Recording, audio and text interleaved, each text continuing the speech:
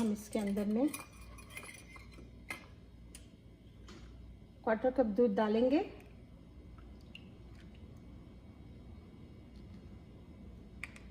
1 teaspoon चीनी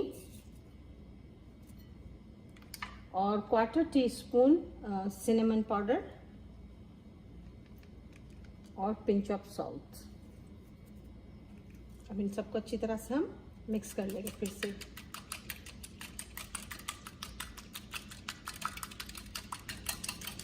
जब तक हम मिक्स करते हैं तब तक आप लो मीडियम पे फ्राई पैन को ऑन कर दें।